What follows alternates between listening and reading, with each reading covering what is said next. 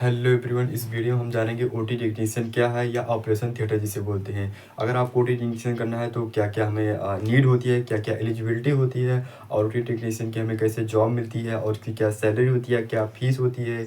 OT technician में BSc करें या डिप्लोमा करें, ये सब क्या होता है, इन सब के बारे में इस वीडियो के अंतर्गत हम देखेंगे। तो चलिए वीडियो स्टार्ट करते हैं। देखिए, ओटी टेक्नीशियन क्या होता है, पहले हम ये जान लें। ओटी टेक्नीशियन यानी ऑपरेशन थिएटर क्या काम होता है। मतलब कि जो हमारी सर्जरी वगैरह होती है, ऑपरेशन होते हैं, उसमें जो सर्जन होते हैं उन सर्जन को असिस्ट कराते हैं सर्जरी के दौरान।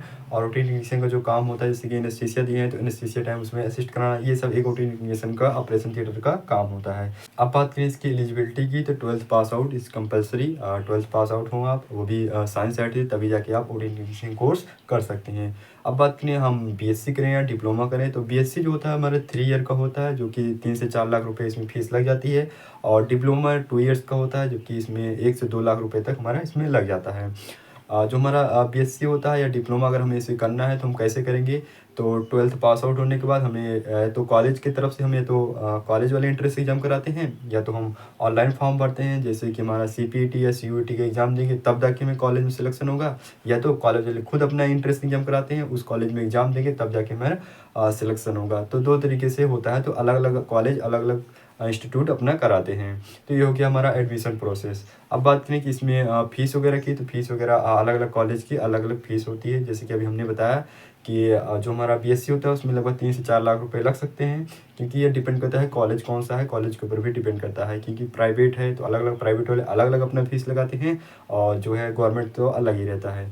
तो डिप्लोमा भी ऐसी है कि 1 से 2 लाख रुपए अंदर तक लग जाता है। अब बात करते हैं कि इसकी जॉब कैसे मिलती है। तो ओटी टेक्नीशियन कोर्स करने के बाद जो कॉलेज वाले होते हैं तो कैंपस सिलेक्शन कराते हैं, या कोई वैकेंसी वगैरह निकलती है तो हम फॉर्म फिल करते हैं, तब जाके हमें जॉब मिलती है। तो 2 तरीके से होता है, या तो वैकेंसी वगैरह निकलती है, या तो कॉलेज वाले खुद कैंपस सिलेक्शन कराते हैं या प्लेसमेंट कराते हैं। तो इस तरह से हमें जो है जॉब मिलती है। अगर इसकी सैलरी की बात करें तो लगभग 15,000 से स्टार्टिंग होती है इसकी।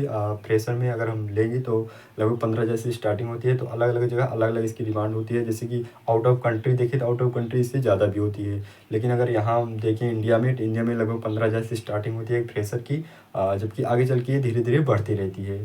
तो डिपेंड करता है इसके हॉस्पिटल के ऊपर, हॉस्पिटल कैसा है उस हिसाब से इसकी सैलरी होती है। तो मिनिमम जो होता है लगभग 15,000 से इसकी स्टार्टिंग होती है। अब बात करें एक ओटी टेक्नीशियन का क्या-क्या वर्क होता है ऑपरेशन थिएटर के अंदर। देखिए, आप ऑपरेशन थिएटर ओटी के अंदर जा रहे हैं तो सबसे पहले आपको ओटी ड्रेस पहनना होगा। ओटी ड्रेस पहनने के बाद आपको कैप, मास्क और स्लीपर, जो कि हॉस्पिटल या ओटी खुद प्रोवाइड करता है, आपको एक slipper, cap, mask, OT dress ये सब आप पहन लेंगे, वियर कर लेंगे, फिर उसके बाद आप ओटी के अंदर एंटर करेंगे। अब बात करें क्या-क्या हमारा वर्क होता है ओटी रूम के अंदर या ऑपरेशन थिएटर के अंदर। तो एक जो ओटी टेक्नीशियन उनका सबसे पहला जो एक उसका रोल होता है स्टेरिलिटी की मेंटेन करना, मतलब कि पूरे स्टरलाइजेशन को मेंटेन करना ऑपरेशन थिएटर के अंदर। और उसके बाद ऑपरेशन थिएटर के अंदर जितने भी हमारी इलेक्ट्रिकल सप्लाई हो, सप्लाई को चेक करना, और उसके बाद जितने भी इक्विपमेंट, मशीन वगैरह हैं इन सबको चेक करना, प्रॉपर वर्क कर रहा है नहीं कर रहा है, ये सब काम होता है। उसके बाद सर्जरी हो रही है तो सर्जरी के दौरान जो सर्जन होते हैं उनको असिस्ट कराना, हेल्प करना, एनेस्थीसिया को साइड रहना, उसको हेल्प करना, असिस्ट कराना। तो ये सब एक ओटी टेक्नीशियन का वर्क होता है। बात करें ओटी टेक्नीशियन कोर्स करें या ना करें। देखिए, ओटी टेक्नीशियन कोर्स करने के बाद आप एक ऑलराउंडर हो जाते हैं, मतलब कि हॉस्पिटल के हर एक डिपार्टमेंट आपको नॉलेज हो जाता है कि जैसे नर्स का भी नॉलेज हो जाता है, लैब का भी नॉलेज हो जाता है, आर्थो का भी नॉलेज हो जाता है, मतलब सीटी स्कैन और उसके जितने भी हमारे डिपार्टमेंट होते हैं हॉस्पिटल में, हर एक मेडिकल के आपको एरिया के आपको नॉलेज हो जाता है ओटी टेक्नीशियन कोर्स करने के बाद। आज के मॉडर्न ज़माने में देखा जाए तो हर जगह हॉस्पिटल ओपन हो रहा है और हर जगह ओटी टेक्नीशियन की नीड हो रही है। तो ओटी टेक्नीशियन को ज़्यादा डिमांड हो रही है और ज़्यादा वैकेंसी वगैरह निकल रही है, तो ओटी टेक्नीशियन ज़रूर करना चाहिए।